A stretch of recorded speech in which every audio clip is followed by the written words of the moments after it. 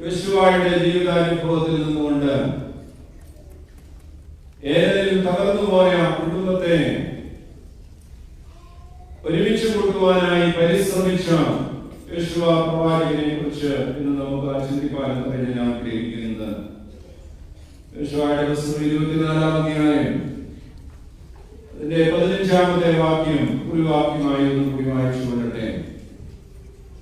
യഹോവയെ സേവിക്കുന്നത് നന്നല്ലെന്ന് നിങ്ങൾക്ക് തോന്നുന്നുവെങ്കിൽ നദിക്കക്കരെ വെച്ച് നിങ്ങളുടെ പിതാക്കന്മാർ സേവിച്ച ദേവന്മാരെയും പാർത്തു വരുന്ന ദേശത്തിലെ അമോര്യരുടെ ദേവന്മാരെയോ ആരെ സേവിക്കും എന്ന് ഇന്ന് തെരഞ്ഞെടുത്തുകൊള്ളുകയും ഞാനും എന്റെ കുടുംബവുമോ ഞങ്ങൾ യഹോവയെ സേവിക്കും.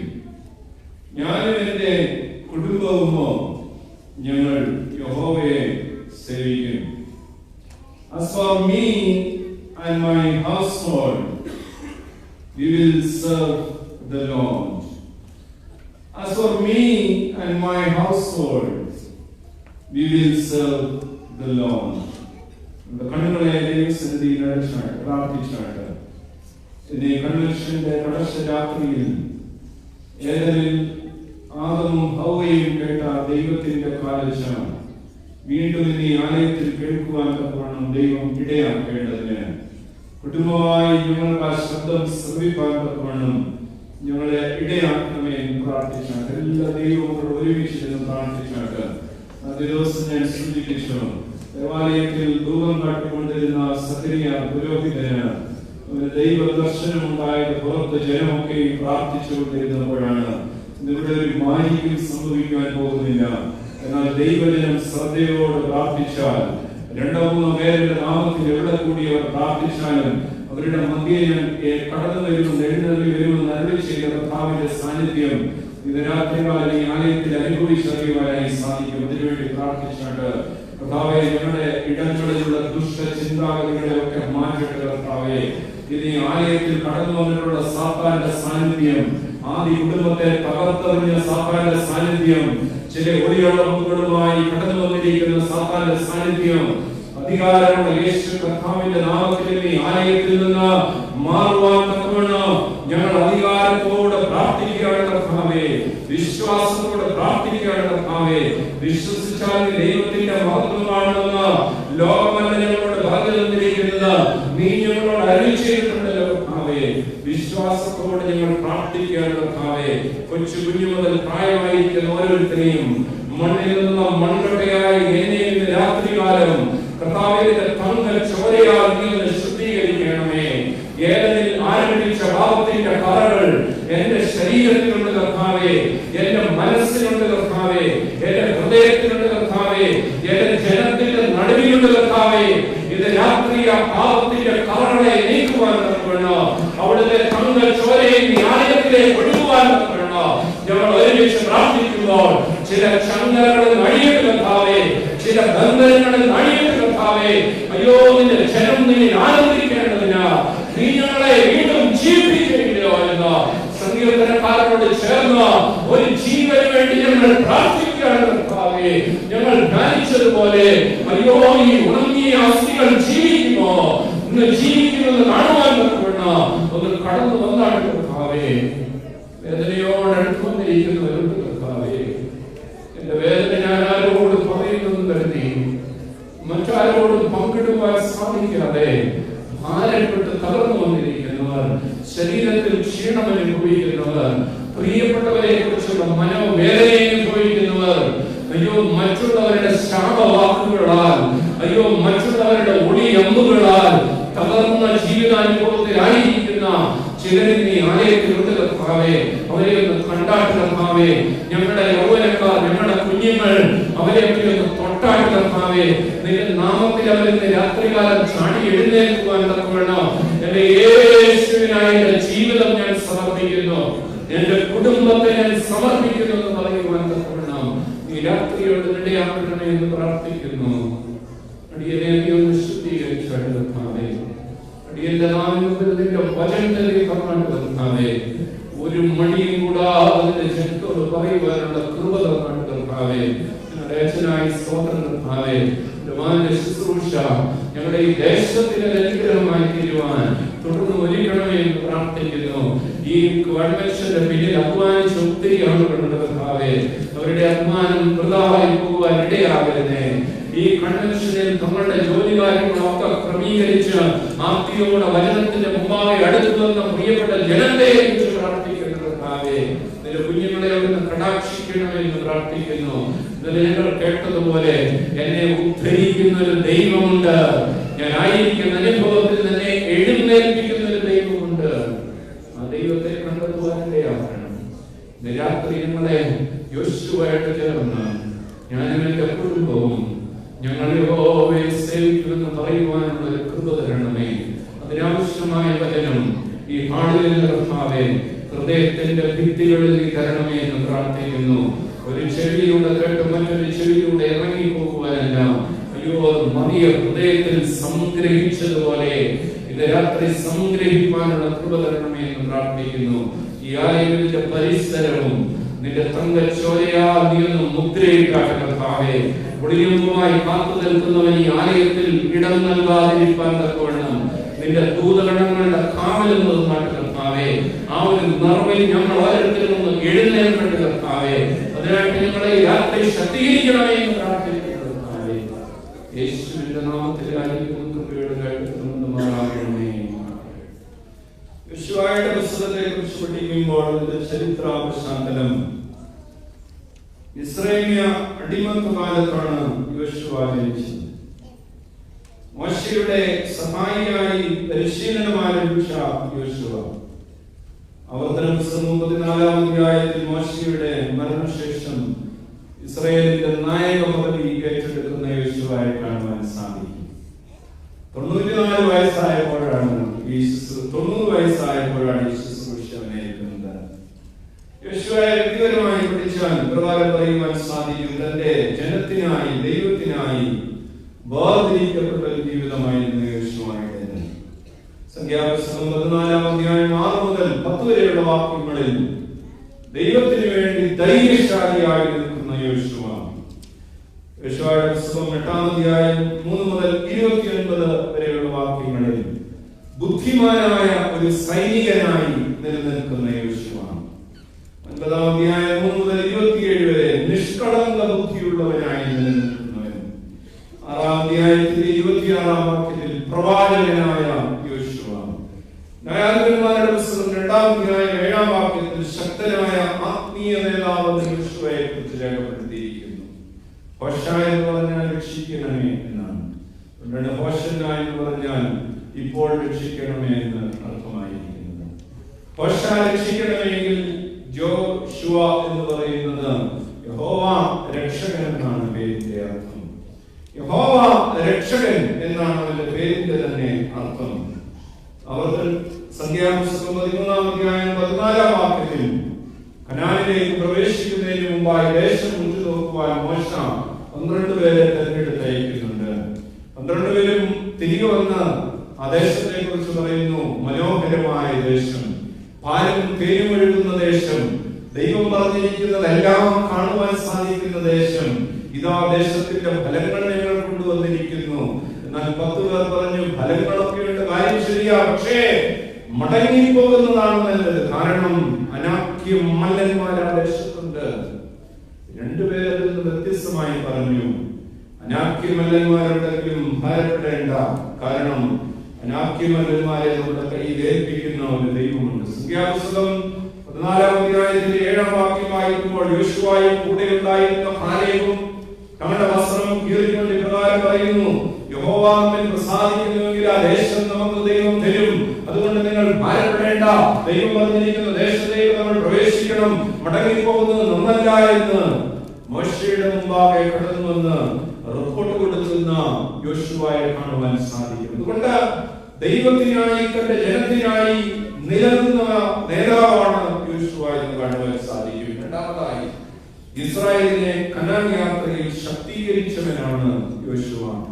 ഇതിന്റെ സംഖ്യാപുസ്തകം 27-ാം അധ്യായത്തിന്റെ 16-ാം വാക്യത്തിൽ പറയുന്നു, യഹോവയുടെ സഭ ഇടയിലില്ലാത്ത ആടുകളെ പോലെ ആകാതിരിക്കാൻ ശുശ്രൂഷകനായി നിയമിക്കപ്പെട്ടവനാണ് യോശുവ എന്ന്. സംഖ്യാപുസ്തകം 27-ാം അധ്യായം 18-ാം വാക്യത്തിൽ ദൈവം യോശുവയെ കുറിച്ച് പ്രകാരം സാക്ഷിക്കുന്നു, എന്റെ ആത്മാവുള്ള പുരുഷനാണ് യോശുവ എന്ന്. എന്റെ ആത്മാവുള്ള പുരുഷനാണ് യോശുവ എന്ന്. രാത്രി എന്നെ ശ്രമിക്കുന്ന പ്രിയ ദൈവവൈതലേ, നമ്മിൽ ഏതാത്മാവാണ് കൂടിയിരിക്കുന്നത്? അല്ലേ? പുതിയ നിയമത്തിൽ പലതരത്തിലുള്ള ആത്മാവിനെ നമുക്ക് കാണാൻ സാധിക്കും. ദുരാത്മാവ് ബാധിച്ചിട്ട് ഇതിനെ കുറിച്ച് പറയുകയാണ്. അശുദ്ധാത്മാവ് ബാധിച്ചിട്ട് ദൈവാത്മാവ് നിറഞ്ഞവനായി രാത്രി നമ്മൾ ഏതാത്മാവിൽ അധീനരാണെന്ന് നമ്മൾ ചിന്തിക്കേണ്ടത് ആവശ്യമാണ്. വാഗ്ദത്ത ഭൂമിയിൽ പ്രവേശിച്ച തുടക്കക്കാരിൽ രണ്ടുപേരും, ഒരാൾ യോശുവയാണ്, മറ്റൊരാൾ കാലേബാണ്. നമുക്കറിയാം. എന്നാൽ അടുത്ത തലമുറയെ കുറിച്ചാണ് ഈ യോശുവയുടെ പുസ്തകത്തിൽ പ്രതിപാദിച്ചിരിക്കുന്നത്. യോശുവയുടെ പ്രസിദ്ധമായ 2 പ്രസംഗങ്ങളും സന്ദർഭോചിതമായി നിങ്ങളത് മനസ്സിലാക്കും. ആ 2 പ്രസംഗങ്ങൾ അടുത്തടുത്ത 2 അധ്യായം. 23-ാം അധ്യായം ഒരു പ്രസംഗമാണ്, 24-ാം അധ്യായം മറ്റൊരു പ്രസംഗമാണ്. 24-ാം അധ്യായത്തിലേക്ക് പ്രവേശിക്കുന്നതിന് മുമ്പായി എന്താണ് 23-ാം അധ്യായത്തിന്റെ കാതലായിരിക്കുന്നത് നമ്മൾ പഠിക്കണം. ഒന്ന്, 23-ാം അധ്യായത്തിന്റെ 3-ാം വാക്യം ഒരാൾ വായിച്ചാണ്.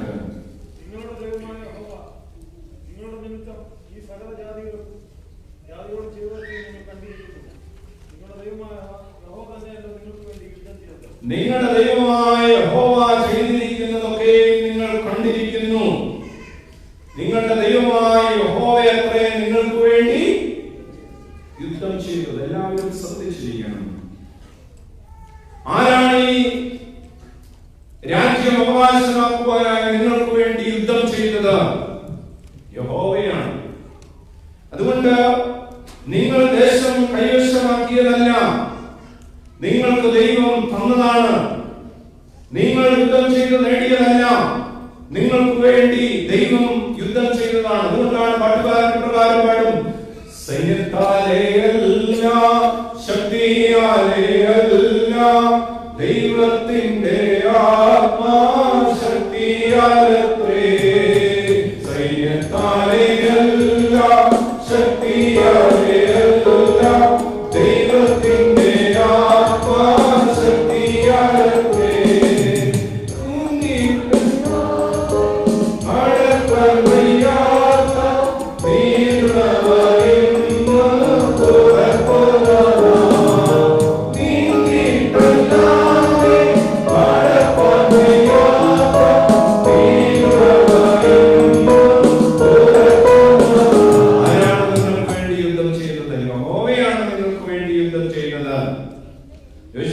ജനത്തെ പഠിപ്പിക്കുന്ന ഒന്നാമത്തെ കാര്യം അത് തന്നെയാണ്. രണ്ടാമതായി 23-ാം അധ്യായത്തിന്റെ 6-ാം വാക്യം കൂടി വായിച്ചാണ്.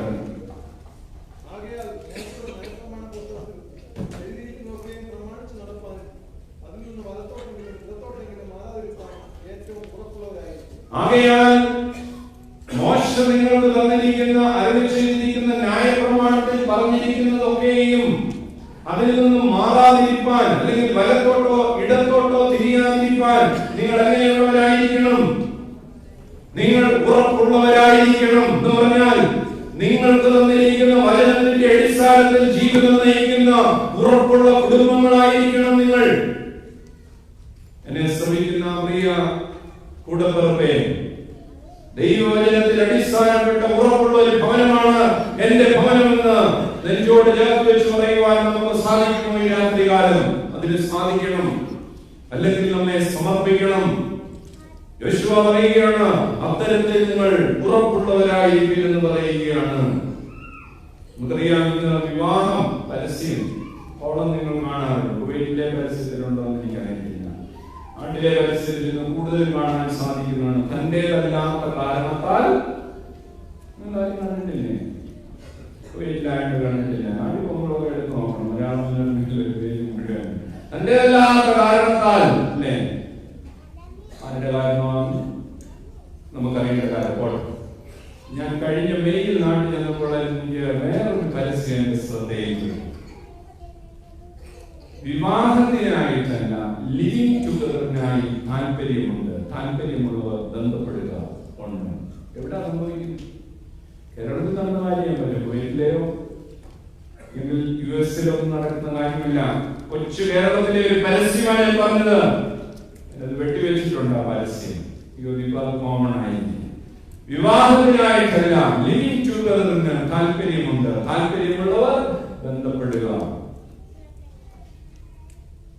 എല്ലാ സംസ്കാരം മാറി മറിഞ്ഞുകൊണ്ടിരിക്കുന്ന കാലത്തിൽ ദൈവവചനത്തിന് വലത്തോട്ടോ ഇടത്തോട്ടോ തിരിയുന്നവരായി അനേക ആളുകൾ മാറുന്നതായി നമുക്ക് കാണുവാനായി സാധിക്കുന്നു.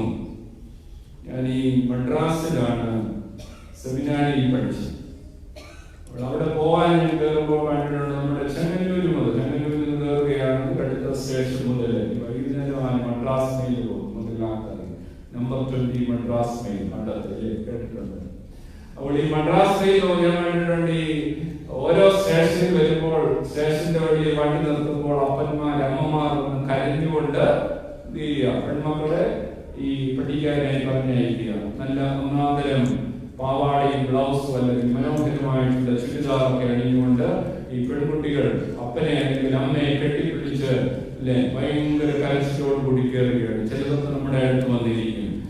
2 സ്റ്റേഷൻ കഴിഞ്ഞിട്ട് നോക്കുമ്പോൾ തിരിച്ചു വന്ന് വീണ്ടും ഈ പെൺകുട്ടികൾ നമ്മുടെ അടിയിലിരിക്കുമ്പോൾ കയറിയ വസ്ത്രങ്ങളല്ല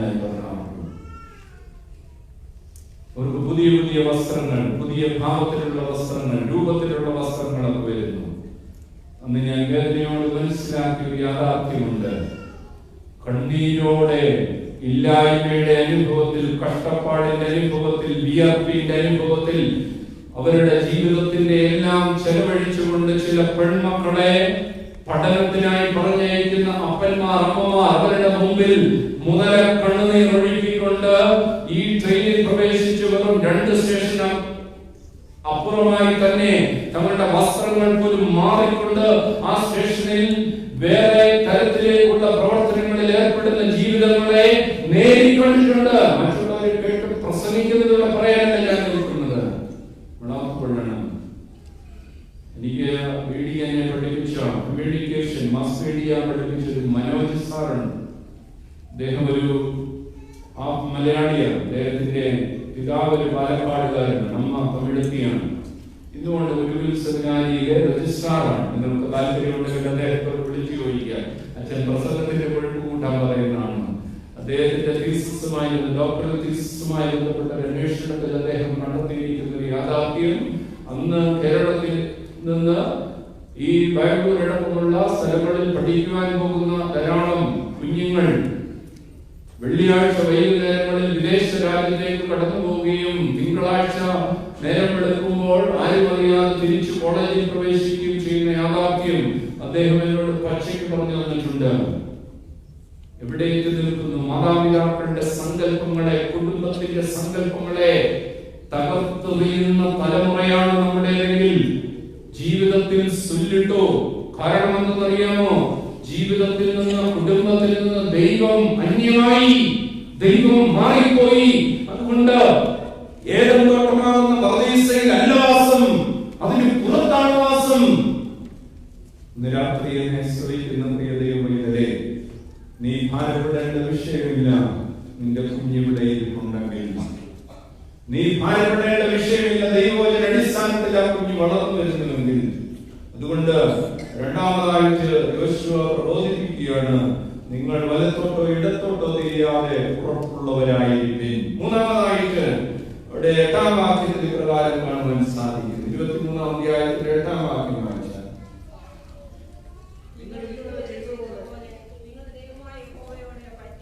നിങ്ങൾ ഇന്നുവരെ ചെയ്തതുപോലെ നിങ്ങളുടെ ദൈവമായ യഹോവയോട് എങ്ങനെ ഇരിക്കണമെന്നാ പറഞ്ഞേ? അകന്നിരിപ്പീൻ, ആണോ? പറ്റിച്ചേർന്നിരിക്കുവിൻ. അല്ലേ? ആരാ പറ്റിച്ചേർന്നിരിക്കുന്നത്? കല്യാണം കഴിച്ച് ആദ്യ നാളുകളിൽ ഇവിടെ എല്ലാവരും വണ്ടിയൊക്കെ വരുമ്പോൾ, അവിടെയൊക്കെ കല്യാണം കഴിച്ച് ആദ്യമായിട്ട് ചെല്ലുമ്പോൾ അവിടെ വിരുന്നിന് പോകാം. ഒരു പരിപാടിയുണ്ട്, ഒത്തിരി ഉണ്ടിട്ടുള്ള നമ്മളെല്ലാവരും. അപ്പോൾ ഈ വിരുന്നിന് പോകുമ്പോൾ ബസ്സിൽ പോയി കയറാൻ പോകുമ്പോൾ നമുക്കറിയാം, നാട്ടിലൊക്കെ വലിയ പരിപാടിയുണ്ട്. ഈ സ്ത്രീകളെ മുന്നിൽ കൂടെ ബസ്സിൽ കയറുന്നുള്ളൂ, പുരുഷന്മാർ ചെല്ലുമ്പോൾ പുറകിൽ കൂടെ കയറണം. അല്ലേ? കല്യാണം കഴിഞ്ഞ ആദ്യ ദിവസം എങ്ങനെ കയറുന്നറിയാം ബസ്സേ. ശ്രദ്ധിച്ചിട്ടുണ്ട്? എത്രയോ ക്ലീനർമാരുടെ ചീത്തവിളി കണ്ടിട്ടുള്ള ചിലപ്പോൾ എവിടെ ഇരിപ്പുണ്ട്. അല്ലേ? ഭാര്യ മുന്നിൽ കൂടെ കയറുമ്പോൾ ഇവന് എന്ത് ചെയ്യത്തുള്ളൂ? മുന്നിൽ കൂടെ തന്നെ കയറാൻ ശ്രമിക്കും. കണ്ടിട്ടില്ല അങ്ങനെയുള്ള ആളുകളായിരുന്നു.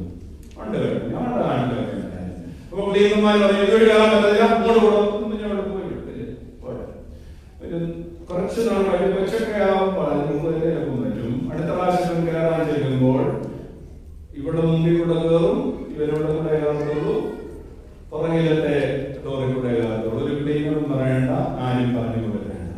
വീണ്ടും ഒരു 2 കൊല്ലം കൂടെ കഴിയുമ്പോൾ ഇവിടെ കയറുന്നുണ്ട്, ജീവിതത്തിൽ കയറുന്നില്ല. ഇതാ നാട്ടിലെ കുടുംബ ജീവിതത്തിന്റെ ഒരു പിക്ചറാണ്. സത്യമാണോ? നിങ്ങൾ തന്നെ ചിന്തിക്കാൻ ഇല്ലേ? ഭാര്യ വീട്ടിൽ നിന്ന് ഫോൺ ചെയ്താൽ ഇപ്പൊ ഞാൻ വരാം, ഓക്കെ ബൈ. വേറെ ആരെങ്കിലും ഫോൺ ചെയ്താൽ പരിശുദ്ധരായ ആളുകളെ എന്തിനാണ് എനിക്കറിയാനില്ല. ഇതൊക്കെ ഒരു മനഃശാസ്ത്രജ്ഞനായി പറയുന്നത്. കുഞ്ഞുങ്ങളാണെങ്കിൽ മാതാപിതാക്കൾ വിളിച്ചാൽ പെട്ടെന്ന് നിർത്താനായി ശ്രമിക്കും അല്ലെ, കൂട്ടുകാരോട് സംസാരിക്കും. എന്നാൽ അങ്ങനെയല്ല. നിങ്ങൾ നിങ്ങളുടെ ദൈവമായ യഹോവയുടെ മുമ്പ് ചെയ്തതുപോലെ അകന്നിരിപ്പാനല്ല, പോകുവാനല്ല, നിങ്ങൾ അവനോട് പറ്റിച്ചേർന്നിരിപ്പീൻ. ഇന്ന് രാത്രികാലം എന്നെ ശ്രമിക്കുന്ന ദൈവങ്ങളെ, നിന്റെ കുടുംബം പകരാതിരിപ്പാൻ അതേ ഒരു മരുന്നേ ഉള്ളൂ. ഈ ലോകത്തിൽ അത് പകരാതിരിപ്പാൻ അതേ ഒരു മരുന്നേ ഉള്ളൂ. എന്റെ ദൈവത്തോട് പറ്റിച്ചേർന്നിരിക്കണം. പറ്റിച്ചിട്ട് പോകുന്നവനല്ല ദൈവം. പറയാനില്ല. ഈ ലോകത്തിൽ നിന്നെ പറ്റിക്കാത്ത ഒരേ ഒരാൾ നിന്റെ ദൈവമേ ഉള്ളൂ. കേട്ടോ, സെമിനാരിൽ പഠിച്ചുകൊണ്ടിരുന്നപ്പോൾ ഒരു അച്ഛൻ്റെ കൂടെ ഒരു വീട്ടിൽ പ്രാർത്ഥിക്കാൻ പോയ വീട് ക്യാൻസർ രോഗി. അന്നത്തെ കാലത്തൊക്കെ ക്യാൻസർ രോഗം വളരെ വിരളമാണ്. നമുക്ക് ബാങ്ക് ഉദ്യോഗസ്ഥയായിരുന്നു. എല്ലാം കഴിഞ്ഞു. അച്ഛനോട് പ്രാർത്ഥിക്കാൻ പറഞ്ഞു. ഞാൻ വളരെ സങ്കടപ്പെട്ട് ആ ഭവനത്തിലെ ദാസിക്ക് വേണ്ടി പ്രാർത്ഥിച്ചു. പ്രാർത്ഥന കഴിഞ്ഞാൽ വെളിയിൽ ഇറങ്ങിയപ്പോൾ ഞാൻ അച്ഛനോട് ചോദിച്ചു, വീട്ടുകാരായിരുന്നില്ലേ? അച്ഛനോട് പറഞ്ഞു, 2 പേരും ബാങ്ക് ഉദ്യോഗസ്ഥരായിരുന്നു. ഇദ്ദേഹത്തിന്റെ ഭർത്താവ് ഇപ്പോഴും ചെന്നൈയിൽ തന്നെയുണ്ട്. 2 പെൺമക്കളായിരുന്നു. സാധാരണ കാര്യം പറയുന്ന പെൺമക്കളുള്ള വീട് ഭാഗ്യവരും. കാരണം അത്ര അത്യാവശ്യം ഓടിക്കൊണ്ടിരുന്ന തലേന്നാല് മക്കളാണെന്ന് പറയുന്നത് അല്ലേ? ക്യാൻസർ ആയപ്പോൾ ഈ ഭർത്താവും 2 പെൺമക്കളും വേറെ ഒരു വീടെടുത്ത് മാറി താമസിച്ചു. ഞങ്ങൾ ചെന്നപ്പോൾ നമ്മുടെ സഭയുടെ പരസ്യാരാധനക്രമവും ക്രിസ്തീകരണത്തിലും നെഞ്ചോട് ചേർത്തുകൊണ്ട് ആ സ്ത്രീ പാട്ടുപാടുകയാണ്. ജീവിതത്തിൽ എല്ലാവരും അവരെ ഉപേക്ഷിച്ചു. കൂടെ കാണുന്ന ഉറപ്പുണ്ടായിരുന്നവർ, ഭർത്താവ്, തലമുറ എല്ലാം ഉപേക്ഷിച്ചു. ഇന്നവർക്ക് നെഞ്ചോട് ചേർക്കുവാനുള്ള ദൈവം മാത്രമേ ഉള്ളൂവെങ്കിൽ അത്തരത്തിന്റെ സമാനമായ അനുഭവത്തിൽ കടന്നു പോകുന്ന ആരെങ്കിലും ഈ ദേവാലയത്തിൽ കടന്നു വന്നിട്ടുണ്ടെങ്കിൽ കൂടപ്പുറമേ നിന്നോട് എനിക്ക് പറയുവാനൊന്നേ ഉള്ളൂ, ആ ദൈവത്തോട് നീ ഒന്ന് പറ്റിച്ചേർന്നാൽ മതി. ജീവിതത്തിൽ ഒരു നാളും അവൻ നിന്നെ പറ്റിച്ചിട്ട് പോകത്തില്ല. ഈ കുടുംബ ജീവിതം എന്റെ കുഞ്ഞുങ്ങളെ, നിങ്ങളുടെ പിതാക്കന്മാർ ദൈവത്തോട് പറ്റിച്ചേർന്നിരുന്നത് പോലെ നിങ്ങളും പറ്റിച്ചേർന്നിരിക്കുകയും. കൊച്ചുകൂട്ടുകാരൻ ഈ മടങ്ങ് ശ്രദ്ധിച്ച്, ഈ ലോകത്ത് നിങ്ങൾ ഒത്തിരി കൂട്ടുകാരുണ്ട് അല്ലെ? എല്ലാ കൂട്ടുകാരും ശ്രദ്ധിച്ച്. ബെസ്റ്റ് ഫ്രണ്ട് പല പേരുകളുണ്ട് അല്ലെ? നിങ്ങളുടെ കളിക്കുന്നതായ ഒത്തിരി പേരുകളുണ്ട്. കളിക്കുന്ന കൂട്ടുകാരൻ അല്ലേ? നിങ്ങൾ യേശുവിലൂടെ കളിച്ചിട്ടുണ്ടോ? നിങ്ങൾക്ക് ഏറ്റവും നന്നായി കളിക്കുവാൻ ഒരു കൂട്ടുകാരൻ യേശുവാ. നിങ്ങൾക്ക് ഏറ്റവും നന്നായി സംസാരിക്കുവാൻ ഒരാൾ യേശുവിനാണ്. ഇന്ന് രാത്രി നിങ്ങളൊന്ന് ശ്രമിച്ചാൽ മതി. കണ്ണുകൾ ഒഴിച്ചുകൊണ്ട് യേശുവിനോട് നിങ്ങൾ സംസാരിക്കണം. നിങ്ങളോട് യേശുവിനെ സംസാരിക്കണം. നിങ്ങളുടെ ജീവിതത്തിൽ നിങ്ങൾ ഏറ്റവും നല്ല ആത്മസഖിയായിട്ട് യേശുവാണ്. അതുകൊണ്ടാണ് പാട്ടുകാരൻ പറയുന്നു, What a friend we have in Jesus. എന്തൊരു ആത്മസഖി സുഹൃത്താണ് യേശു. അതുകൊണ്ട് മറന്നുപോകരുത്. അച്ഛൻ പറഞ്ഞില്ല കേട്ടോ. ഈ ലോകത്തിൽ നിങ്ങളുടെ ഏറ്റവും നല്ല കൂട്ടുകാരൻ യേശു. 24-ാം അധ്യായത്തിലേക്ക് നമുക്ക് കടന്നു വരാം. ഞാൻ പറയും, ഈ അധ്യായം ഒരു ഉടമ്പടിയുടെ അധ്യായമാണ്. ഇന്ന് നമുക്ക് പരിമിതമായ സമയമാണ്. 24-ാം അധ്യായം നമുക്ക് ചിന്തിക്കാം. എന്താണ് ആ ഉടമ്പടി? ഉടമ്പടി നൽകാവുന്ന പേര് ശേഖേം ഉടമ്പടി എന്നാണ്. എന്താണ് ഈ ശേഖേം ഉടമ്പടിയുടെ പ്രത്യേകത എന്നുള്ളത് നമുക്ക് ധ്യാനിക്കാം.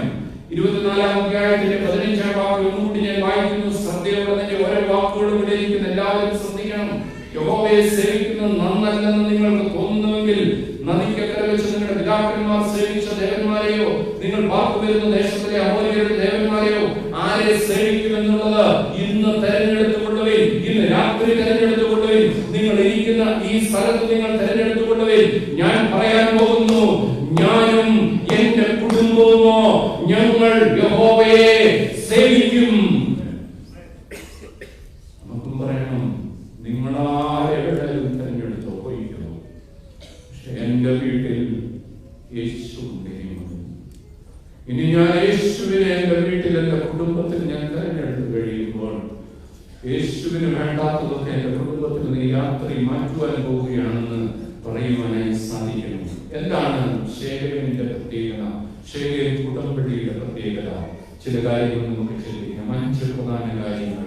ഒന്ന്, ശേഖരൻ ദൈവജനത്തെ ദൈവസന്നിധിയിൽ ഒരുമിച്ച് കൂട്ടിയ ഇടമാണ് ശേഖരൻ. ഇതിന്റെ 24-ാം അധ്യായത്തിന്റെ ആദ്യ ഭാഗങ്ങൾ വായിക്കുമ്പോൾ അവിടെ നമുക്ക് കാണാൻ സാധിക്കുന്ന, അനന്തരം യോശുവ ഇസ്രായേൽ ഗോത്രങ്ങളെ ശേഖരനിൽ കൂട്ടി ഇസ്രായേൽ മൂപ്പന്മാരെയും തലവന്മാരെയും ന്യായാധിപന്മാരെയും പ്രമാണികളെയും വിളിച്ചു. അവർ ദൈവത്തിന്റെ സന്നിധിയിൽ വന്നു നിന്നു. ശേഖരൻ എന്താണ് ശേഖരന്റെ പ്രത്യേകത? ദൈവജനത്തെ ദൈവസന്നിധിയിൽ യോശുവ ഒരുമിച്ച് കൂട്ടിയ ഇടത്തിന് പറയുന്ന പേരാണ് ശേഖരൻ. ഇത് രാത്രികാലം പ്രിയ ദൈവമേ, ശേഖരന്റെ അനുഭവത്തിൽ ദൈവം നിന്നെ ഈ രാത്രികാലം വിളിച്ചു തിരിച്ച് കൂട്ടിക്കൊണ്ടുവന്നിരിക്കുകയാണ്. ദൈവസന്നിധിയിൽ ദൈവമക്കൾ ഒരുമിച്ച് കൂടി നൽകിയ അല്ലെങ്കിൽ എടുത്ത ഉടമ്പടിയുടെ സ്ഥലമാണ് ശേഖരൻ ഉടമ്പടി. ഇതിനൊരു ചരിത്ര പശ്ചാത്തലമുണ്ട്. അത് നമ്മൾ പരിശോധിക്കുന്നതിന് മുമ്പ് മരട് ഫ്ലാറ്റിനെ കുറിച്ച് നിങ്ങൾ കേട്ടിട്ടുണ്ട്. എന്താണ് മരട് ഫ്ലാറ്റ്? ആവശ്യമില്ലാത്ത കാര്യങ്ങളൊന്നും ഞാൻ ആരെയും ഫ്ലാറ്റ് പൊളിക്കുകയില്ല അല്ലേ? ഇപ്പോൾ 2.5 കോടി 2.5 കോടി മുടക്കി 25 കോടി മുടക്കി പൊളിക്കാൻ ഗവൺമെന്റ് തയ്യാറാക്കിയിരിക്കുന്ന ഒരു ഫ്ലാറ്റാണ് അല്ലേ? പ്രമുഖരായിട്ടുള്ള അനേകം ആളുകൾക്ക് അതിൽ തങ്ങളുടേതായിട്ടുള്ള ഫ്ലാറ്റുകളുണ്ട്. മരട് ഫ്ലാറ്റിന്റെ സമരം നടന്നപ്പോൾ അതിവിചിത്രമായ ഒരു കാര്യം മലയാള മനോരമ പത്രത്തിൽ ഞാൻ വായിച്ചു. ദിവസം ഞാൻ ഓർക്കുന്നില്ല. അതിൽ ഇപ്രകാരം എഴുതിയിരിക്കുന്ന, മരട് ഫ്ലാറ്റിൽ തൊട്ടടുത്ത ഫ്ലാറ്റിൽ താമസിച്ചിരുന്ന ആൾ സമരത്തിന് വന്നപ്പോൾ ചോദിച്ചു, താങ്കളേതാണ്? അപ്പോൾ പറഞ്ഞു, ഞാൻ ഇന്ന റൂമിൽ ഇന്ന ഫ്ലാറ്റിൽ താമസിക്കുന്നു. ഞാനതിൽ തൊട്ടിപ്പുറത്തെ ഫ്ലാറ്റിലാണ് താമസിക്കുന്നത്. വളരെ സന്തോഷത്തോടു കൂടി കൈകൊടുത്തു. അന്ന് മലയാള മനോരമ പത്രം എഴുതി, കഴിഞ്ഞ 2 വർഷക്കാലം തൊട്ടരികത്തുള്ള ഫ്ലാറ്റിൽ താമസിച്ചിട്ടും അറിയാതിരുന്നവർ ഇന്ന് സമരത്തിനായി ഒരുമിച്ച് പരിചയപ്പെട്ടു. പരസ്പരം അറിയാതിരിക്കുന്ന അനുഭവം ആരാധനയുണ്ട്. പരസ്പരം അറിയാതിരിക്കുന്ന അനുഭവം കുടുംബജീവിതത്തിലുണ്ട്. അതുകൊണ്ടാണ് പല കാര്യങ്ങൾ, കുഴപ്പങ്ങൾ കുടുംബജീവിതത്തിൽ വന്നു പോകുന്നത്. കുടുംബജീവിതം തകരുന്നതിന്റെ പ്രധാന കാരണം പരസ്പരം അറിയാൻ സാധിക്കാതെ പോകുന്നു. ഒരുമിച്ച് കൂടുവാൻ സാധിക്കുന്നില്ല. എന്താണ് ഇടവക? എന്താണ് ഇടവക? ഇടവകയ്ക്ക് 3 ഡെഫിനിഷൻ. ഒന്ന്, ഇടയന്റെ വകയാണ് ഇടവക. വേറെ ആരുടെയും, സാമന്യന്റെയും സിബുവച്ചന്റെയും അല്ലെങ്കിൽ ചുമതലക്കാരുടെയും ആരുടെയും അല്ലെങ്കിൽ മെത്രാപ്പൊലീത്താരുടെയോ അല്ലെങ്കിൽ ഇന്നാളുടെ കുടുംബന്റെ ഇടവക. ഇടവക ആരുടേതാണ്?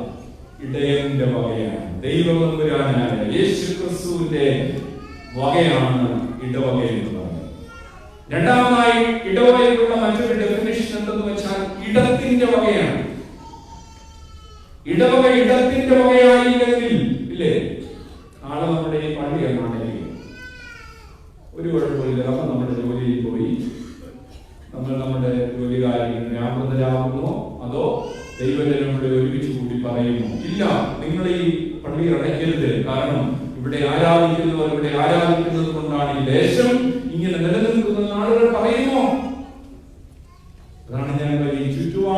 എല്ലാത്തിന്റെയും ഇടമായി തീരണം ഈ ഇടവക. 3, ഇടവകയെ കുറിച്ചുള്ള മറ്റൊരു സങ്കല്പമാണ് ഇടമില്ലാത്തവരുടെ വകയാണ് ഇടവക. ഇടമില്ലാത്ത അനേകർക്ക് ഒരു വകയായി തീരണം ഇടവക. അല്ലായെങ്കിൽ ഇടവക അർത്ഥവത്താകുകയില്ല. എന്നാൽ നമുക്കറിയാം, ഇന്നത് മാറി. ഇന്ന് ഇടത്തിന്റെ വകയായി, ഇടത്തിന്റെ വകയായി, ഇടം നഷ്ടപ്പെട്ടവരുടെ വകയായി തീരേണ്ട ഇടവകകളിൽ മാർത്തോമാ സഭയുടെ 30% പണം ചെലവഴിക്കപ്പെടുന്നത് ഇടവകളിലെ കേസുകൾ വ്യവഹരിക്കുന്നതിന് വേണ്ടിയാ. അല്ലയോ ദൈവജനമേ, നമ്മൾ സാത്താന്റെ ആരാധനയിലേക്ക് അടുത്തു വന്നുവോ? നിങ്ങൾക്ക് ഭൂതത്തെയും ദൈവത്തെയും ഒരുപോലെ സേവിപ്പാനാകില്ല. നിങ്ങൾ വളരെ ഗൗരവത്തോടുകൂടി ശ്രമിക്കണം കേട്ടോ. ഇന്ന് പലയിടങ്ങളിൽ ഭിന്നിപ്പാണ്. ഇടയന്റെ വക ഭിന്നിച്ചിരിക്കുന്നു. ഇന്ന് പല ഇടയന്മാരുടെ വകയായി മാറ്റപ്പെട്ടിരിക്കുന്നു. ഇന്നത് ഇടത്തിന് വകയില്ലാതായി മാറ്റപ്പെട്ടിരിക്കുന്നു. ഇന്ന് ധാരാളം ഗ്രൂപ്പുകൾ കുമളത്തി വരികയാണ്. മാർത്തോമാ സഭയിൽ ഒത്തിരി ഗ്രൂപ്പുകളുണ്ട്. ഫേസ്ബുക്ക് ഗ്രൂപ്പുകളുണ്ട്, വാട്സ്ആപ്പ് ഗ്രൂപ്പുകളുണ്ട്, അല്ലാതെ തന്നെ സഭയിൽ തന്നെ ഭദ്രാസന ഗ്രൂപ്പുകളുണ്ട്. ഇനി ഒരു കൊച്ചി യൂണിറ്റ് ആ ഇടവകയിൽ വന്നാൽ പോലും എന്ത് ചെയ്യുകയാണ്? ധാരാളം ഗ്രൂപ്പുകൾ. എന്തിനാണ് ഈ ആരാധന? ഈ ആരാധന ദൈവാരാധനയായി മാറ്റപ്പെടുന്നില്ലെങ്കിൽ നമുക്ക് അടയ്ക്കാം. ഈ ആരാധനയിൽ ദൈവസാന്നിധ്യം ഇല്ലായെങ്കിൽ നമുക്ക് സുന്നിടാം, ഉൾപ്പയ പറയാം. ഇടവക ആരാധന ദൈവത്തിന്റെ വകയാണെങ്കിൽ നമ്മുടെ ഇടവകയിൽ നിന്ന് മാറണം. ഇനിയുള്ള കാലങ്ങളിൽ നമ്മൾ ഒരുമിച്ച് പ്രാർത്ഥിക്കണം. ഭിന്നിപ്പിന്റെ സ്വരം, ഒരുമ നഷ്ടപ്പെടുന്ന സ്വരം പറ്റില്ല. യോശുവ ശേഖരിൽ തന്റെ ജനത്തെ ഒരുമിച്ച് കൂട്ടി, ഒരു ഭിന്നതയില്ലാതെ സകല ഗോത്രത്തെയും സകല മൂപ്പന്മാരെയും ഒരുമിച്ച് കൂട്ടുന്ന അനുഭവമാണ് ദൈവാരാധനയുടെ അനുഭവം, യാഗപീഠത്തിന്റെ അനുഭവം. നമ്മുടെ നോത്തെ ക്രിസ്തുവിന്റെ യാഗപീഠം തന്നെ കീഴ്വഹിക്കുന്നതിന് മുമ്പായി, തന്നെ ലോകം ക്രൂശിക്കുന്നതിന് മുമ്പായി വിളിച്ച് ഒരു മേശ ഒരുക്കി. ആ മേശയിൽ ഇരുന്നത് ആരാണ്? വെറും 30 വെള്ളിക്കാശിന് വേണ്ടിയവനെ ഈ രാത്രി ഒറ്റിക്കൊടുക്കുന്നവനും ആ മേശയിൽ ഇടമുണ്ടെന്ന് ഓർത്തുകൊള്ളണം കേട്ടോ. പുറത്താക്കിയില്ല അവനെ. അവന്റെ കയ്യിൽ അപ്പവും മീനൊക്കെ എടുത്തു കൊടുത്തിട്ട് പറഞ്ഞു, നീയാണ് എന്നെ കാണിച്ചു കൊടുക്കുന്നത്. പക്ഷേ നിനക്കും എന്റെ പന്തിയിൽ ഒരു സ്ഥാനമുണ്ട്. ക്രിസ്തീയ ജീവിതത്തിന്റെ, ക്രിസ്തീയ ആരാധനയുടെ ഒരു ചിത്രമുണ്ടെങ്കിൽ നമ്മുടെ എല്ലാ വീടുകളിലും ഉണ്ടൊരു ചിത്രം. എന്താണ് ആ ചിത്രം? തിരുവത്താഴത്തിന് ക്രിസ്തുവിന്റെ ശിഷ്യന്മാരുമായി 12 ശിഷ്യന്മാരുമായിരിക്കുന്ന ഒരു ചിത്രം. ക്രിസ്തീയ ആരാധനയുടെ ഒരേ ഒരു ചിത്രം കൂട്ടായ്മയുടെ ചിത്രമാണ് കേട്ടോ. എവിടെയൊക്കെ കൂട്ടായ്മ തകർക്കപ്പെടുന്നുവോ അവിടെയൊക്കെ കുമിള പോലെ സാത്താൻ തിരിച്ചു വരും. നിങ്ങൾക്കറിയാമോ, മാർത്തോമാ സഭയുടെ അനുഗ്രഹ വിഷയമായിരുന്ന എത്രയോ ഇടവകകൾ ഇന്ന് ഇത്തരത്തിലുള്ള ഗ്രൂപ്പിസത്തിന്റെയും ഇത്തരത്തിലുള്ള ഭിന്നിപ്പിന്റെയും കാരണത്താൽ ദൈവ മക്കൾ ഒരുമിച്ച് കൂടി ആരാധിക്കുവാൻ കഴിയാത്ത വിധം തകർന്നു പിശാചിന്റെ അടിമത്തത്തിൽ അകപ്പെട്ടു പോയാൽ നിങ്ങൾക്കറിയാമോ? നമുക്ക് ആരെയും കുറ്റപ്പെടുത്തുവാൻ അവകാശമില്ല. പക്ഷേ ഇന്ന് രാത്രി അത്തരത്തിലുള്ള അനുഭവത്തിനെതിരായി നമ്മൾ പ്രാർത്ഥിക്കണം. കാരണം ഈ സഭ ഒരുമിച്ച് കൂടി ദൈവത്തെ ആരാധിക്കുന്ന, ദൈവത്തെ വിളിക്കുന്ന ഈ കൺവെൻഷൻ അനുഗ്രഹീതമാണ്. ഇത്രയും ആളുകൾ ഒരുമിച്ച് കൂടി ഇവിടെ പ്രിയാക്ഷന്റെ നേതൃത്വത്തിൽ അനുഗ്രഹീതമായ ഒരു കൂട്ടായ്മ എല്ലാവരുടെയും എനിക്ക് ഈ ദിവസങ്ങൾ അനുഭവിക്കാൻ സാധിച്ചു. എന്തനുഗ്രഹമാണ് നിങ്ങൾ! അത് നിങ്ങൾ തകർക്കരുത്. തകർത്താൽ 7 തലമുറയോട് ദൈവം പകരം ചോദിക്കും. ഈ കൂട്ടായ്മ അനുഗ്രഹീതമായി യുവൈറ്റിന്റെ പ്രദേശത്ത് തുടർന്ന് നിലനിൽക്കണം. അതിന് നിങ്ങൾ ഒരുമിച്ച്, അല്ലെങ്കിൽ നമ്മൾ ഒരുമിച്ച് പഠിക്കണം. യോശുവ തന്റെ ജനത്തെ ഒരുമിച്ച് കൂട്ടി. എവിടെയാണ് വിളിച്ചത്? ഒരുമിച്ച് കൂട്ടി വിളിച്ചത്. നിങ്ങൾക്കറിയാമോ ചരിത്രം ബാക്കിലേക്ക് പോയാൽ ഉൽപ്പത്തി പുസ്തകത്തിൽ അബ്രഹാമിനെ വിളിച്ചെടുത്താൽ യോശുവ ഇവരെ ഒരുമിച്ച് കൂട്ടി. വിശ്വാസികളുടെ പിതാവിനെ എവിടെയാണോ ദൈവം വിളിച്ചു ആദരിച്ചത്, വിശ്വാസികളുടെ പിതാവ് എവിടെയാണോ ഈ യാഗപീഠം പണിതത്, അവിടെയാണ് ദൈവം യോശുവയോട് പറഞ്ഞ് യോശുവയെ ഒരുമിച്ച് കൂട്ടി വിളിക്കുന്നത്. പിതാക്കന്മാർ നിന്ന് ആരാധിച്ച ഇടത്ത്, പിതാക്കന്മാർ നിന്ന് യാഗപീഠം അനുഭവിച്ച ഇടത്ത്, പിതാക്കന്മാർ നിന്ന് ദിവ്യബലി അർപ്പിച്ച ഇടത്ത് ഇന്നതാ തലമുറയിലായിരിക്കുന്ന യോശുവയുടെ നേതൃത്വത്തിൽ സകല ഗോത്രങ്ങളെയും ഒരുമിച്ച് വിളിച്ചു കൂട്ടി. ഇന്ന് നമുക്കറിയാം കേരളത്തിൽ ക്രൈസ്തവ സഭകൾ എന്തൊരു നാണക്കേടിന്റെ ഒക്കെ പള്ളികൾ പിടിച്ചെടുക്കുന്നു. തെരുവോരങ്ങളിൽ നിന്ന് ആർക്കും കേൾക്കാൻ സാധിക്കാത്ത വിധത്തിൽ ചെവികളെ അടയ്ക്കാവുന്ന വിധത്തിൽ എന്ത് ചെയ്യുകയാണ്? മുദ്രാവാക്യങ്ങൾ വിളിക്കുകയാണ്. ലോകം മുഴുവൻ ചോദിക്കും, ഇതാണോ ക്രൈസ്തവീയത? ഒരിക്കൽ ഒരു ബിഷപ്പിന്റെ സുനിൽ പീളയുടെ പറഞ്ഞ കഥ ഫേസ്ബുക്കിൽ നിങ്ങൾ കേട്ടിട്ടുണ്ടായിരിക്കും. ഒരു ബിഷപ്പിന്റെ ഇവിടെ നിന്നൊരു മെഴുകുതിരി, സ്വർണ്ണം മെഴുകുതിരിക്കാൻ അരമനയിൽ നിന്നൊരു മോഷ്ടിച്ചു കൊണ്ടോ പോലീസ് അവനെ പിടിച്ചു. പോലീസ് അവനെ പിടിച്ച് ബിഷപ്പിന്റെ അടുക്കൽ കൊണ്ടുവരുന്നുണ്ട്. ബിഷപ്പിന്റെ അടുക്കൽ കൊണ്ടുവന്ന് ചോദിച്ചു, ഇത് നിങ്ങളുടെ സ്വർണ്ണം മെഴുകുതിരിക്കാനല്ലേ? ബിഷപ്പ് പറഞ്ഞു, അതേ. അദ്ദേഹം പറഞ്ഞു, ഇവനാണിത് കട്ടവൻ, ഇവനെ നിങ്ങൾക്ക് അറിയാമോ എന്ന് ചോദിച്ചു. അപ്പോൾ ആ ബിഷപ്പ് പറഞ്ഞു, അവൻ എന്റെ സഹോദരനാണ്. സുനിൽ പീളയുടെ വന്ന ക്രൈസ്തവനല്ലാത്ത ഒരാൾ പറയുകയാണ്, ആ ബിഷപ്പ് പറഞ്ഞില്ലേ അവൻ എന്റെ സഹോദരനാണെന്ന്. അതാണ് ക്രൈസ്തവീയത, അതാണ് ക്രിസ്ത്യാനിത്വം എന്ന് പറയുന്നത്. ഇന്ന് രാത്രി ഒന്ന് ശാന്തമായി ചിന്തിച്ച് ചിലയിടങ്ങളിൽ നിന്ന് തകർച്ച വന്നിട്ടില്ലേ? ഇന്ന് അത്തരത്തിലുള്ള അനുഭവം നമ്മുടെ ഇടങ്ങളിൽ നിന്നൊക്കെ മാറ്റപ്പെട്ടിട്ടില്ലേ? ഇടവകയെ അല്ലെങ്കിൽ ഒരു കൗൺസിലിനെ, ഒരു ഭദ്രാസന കൗൺസിലിനെ, മണ്ഡലയോഗത്തെ അല്ലെങ്കിൽ സഭാ പ്രതിനിധി മണ്ഡലത്തെ, സഭാ കൗൺസിലിനെ ഒരുമിച്ച് തരത്തിൽ കൊണ്ടുപോകാൻ സാധിക്കണമേ എന്ന് നമുക്കിവിടെ ഇരുന്ന് പ്രാർത്ഥിക്കാം. കാരണം അതിന് വിഭിന്നമായ കാഴ്ചകൾ നമ്മുടെ സഭകളിലും നമ്മൾ കണ്ടുകൊണ്ടിരിക്കുകയാണ്. രാഷ്ട്രീയം സഭയിൽ കടന്നു വന്നിരിക്കുന്നു. പണം കൊണ്ട് ആളുകളെ ചാപ്പിട്ട് പിടിക്കുവാനായി ശ്രമിക്കുന്നു. കഴിഞ്ഞ ദിവസം എന്നോട് റാഞ്ചിയിലെ ഒരാൾ വിളിച്ചു പറഞ്ഞാൽ, നാട്ടിൽ നിന്ന് ഒരാൾ വിളിച്ചു പറഞ്ഞു, അടുത്ത വർഷത്തെ മണ്ഡലാമമാണ് ആവണമെന്ന്. എത്ര മാസം കിടക്കുകയാണ്? ഞാൻ പറഞ്ഞു, അവനോട് തിരിച്ചു പറയണം, സാധാരണ പോലെന്ന് വിളിച്ചു പറയാൻ പറഞ്ഞു. ഇത് പലയിടങ്ങളിൽ നിന്ന് അത്തരത്തിലുള്ള ഗ്രൂപ്പ് വർക്കുകൾ ആരംഭിച്ചിരിക്കുക. എന്നാ അടുത്ത മെയിലോ നടക്കേണ്ട ഇലക്ഷനാണ് അല്ലേ? ഇപ്പോഴേ വിളിച്ച് ചട്ടം കെട്ടുകയാണ്. നശിപ്പിക്കുവാനല്ലാതെ, ഗുണം പിടിപ്പിക്കുവാനല്ലാതെ മറ്റൊന്നിനാണ് ഇതൊക്കെ ഉപകരിക്കുന്നത്. പാടില്ല. ദൈവജനമേ, കൈകൂപ്പി പറയട്ടെ, പാടില്ല. ഇതിനെ എന്ന് അന്യമാക്കപ്പെടുന്നുവോ ഈ സഭയിൽ നിന്ന്, അന്നാണ് ഈ സഭ രക്ഷിക്കപ്പെടുന്നത്, അന്നാണ് ഈ സഭ നവീകരണ സഭയായി നിലനിൽക്കുന്നത്. നമുക്കതിന് ഇടയായി തീരേണ്ടത് ആവശ്യമാണ്. അതുകൊണ്ട് ക്രിസ്തീയ സഭയുടെ ചിത്രം, കൂട്ടായ്മയായ ചിത്രം നമുക്ക് വീണ്ടും കാട്ടിക്കൊടുക്കണം. നമുക്കറിയാം, കുടുംബയോഗങ്ങളുണ്ട്. നിങ്ങൾക്കൊക്കെ ഉണ്ടോ? ഉണ്ട് അല്ലേ? അപ്പൊ നിങ്ങളുടെ കുടുംബയോഗത്തിന്റെ ആദ്യ ചരിത്രത്തിന്റെ ആദ്യ വാക്കല്ല, ആദ്യ പാരഗ്രാഫ് എന്താ? ഞാൻ കണ്ടിട്ടില്ല, കേട്ടിട്ടില്ല. ഞാൻ എന്ന് പറയാം, ഞങ്ങളുടെ ഏതോ ഒരപ്പൻ കുറവലങ്ങാട് നിന്ന് തോമസ് ശ്ലീഹായാൽ സ്നാനം സ്വീകരിച്ച് വടഞ്ചേരിയുടെ അല്ലെങ്കിൽ റാന്നിയുടെ അല്ലെങ്കിൽ വടശ്ശേരിക്കരയുടെ അല്ലെങ്കിൽ ചെങ്ങന്നൂരിന്റെ പ്രദേശത്ത് വന്ന് പാർത്തു. തോമസ് ശ്ലീഹാമൻ ആരെയും അങ്ങനെയുള്ള പുള്ളിയുടെ ആരെയും അനപ്പെടുത്തിയിട്ടില്ല. എന്റെ കുടുംബയോഗത്തിൽ എന്നെ കമ്മിറ്റിക്ക് എടുത്തപ്പോ അവർക്ക് കരികേടിന് എടുത്തത്. ആ വർഷം ഞാൻ പറഞ്ഞത് അങ്ങനെ പറയണം. നമുക്കറിയാവുന്നവരെ കുറിച്ച് നമ്മൾ എഴുതിയാണ്. ഏതോ ഒരാളെന്നൊക്കെ പറഞ്ഞാൽ എന്തോ ഒരു അപമാനം അല്ലേ? കുടുംബചരിത്രങ്ങൾ എല്ലാവരും നടക്കുക, പക്ഷെ കുടുംബം തകരുകയാണ്. അച്ഛന്മാർ ആദ്യമായി ഓരോ വീടുകളിൽ ചെല്ലുമ്പോൾ അച്ഛൻ അറിയാമോ എന്റെ അമ്മാച്ചൻ അല്ലെങ്കിൽ എന്റെ ഉപാപൻ അല്ലെങ്കിൽ എന്റെ ഇന്നാള് അറിയാമോ? അവരിന്നാണ് സുവിശേഷതയിലിരുന്നാണ്. അവര് ഞങ്ങളുടെ വീട്ടിൽ ഒറ്റമുറിയായിരുന്നപ്പോൾ പോലും വീട്ടിൽ കൺവെൻഷൻ പ്രസംഗത്തിനായി പള്ളിയിൽ വന്ന ഉപദേശിയ അച്ഛനെ ആ ഒറ്റമുറിയിൽ നിന്ന് ഞങ്ങൾ വരാന്തയിൽ ഇറങ്ങിക്കിടന്ന് ആ വീട്ടിൽ ഞങ്ങൾ കിടത്തിയിട്ടുണ്ട്. എല്ലാം ഞാൻ കേട്ടു, അഭിമാനമുള്ളവരായി. അടുത്ത കൺവെൻഷൻ പള്ളിയിൽ അറേഞ്ച് ചെയ്തു. വികാരിയത്തിനാകെ 2 റൂമുള്ള പാഴ്സനേജ് തന്നിരിക്കുന്നത്. അപ്പോൾ അച്ഛനും കൊച്ചുങ്ങളും അതിൽ താമസിക്കുകയാണ്.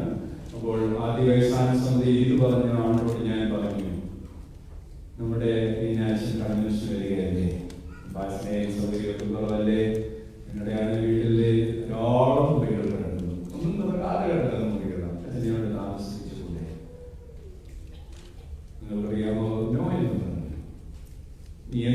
എൻ്റെ വികാരിയേഷൻ വന്നപ്പോൾ എൻ്റെ വലിയ ബസ് അല്ലെങ്കിൽ എൻ്റെ ഉപ്പാപ്പയ്ക്ക് ഒരു ആനയുണ്ടായിരുന്നു, നീ എന്തിനാ പറഞ്ഞു കൊടുത്തത്? ദൈവം തമ്പുരാൻ ഇത് രാത്രികാലം എന്നെ നോക്കാൻ പോകുന്നത്. ഇത് രാത്രികാലം ഇവിടെ ഇരിക്കുന്ന ഓരോരുത്തരെയും ഓരോരുത്തരുടെ കുടുംബത്തിൽ നിന്നുള്ള ഈ ദൈവം തമ്പുരാൻ സൂക്ഷ്മമായി പരിശോധന ചെയ്യുന്ന രാത്രിയായി തീരുവാൻ പോവുകയാണ്. നമുക്ക് നമ്മുടെ പാരമ്പര്യങ്ങളൊക്കെ മാറ്റി നിർത്താം. ദൈവജനമേയും ശേഖയും ഞാൻ പറഞ്ഞു, ഒന്നാമതായിട്ട് ദൈവജനത്തെ ദൈവസന്നിധിയിൽ ഒരുമിച്ച് കൂട്ടിയ ഇടമാണ്. രണ്ടാമതായിട്ട് ശേഖയും ദൈവിക നടത്തിപ്പിന്റെ ഓർമ്മകളെ പുതുക്കുന്ന ഇടമാണ്. It's the remembrance of God providence.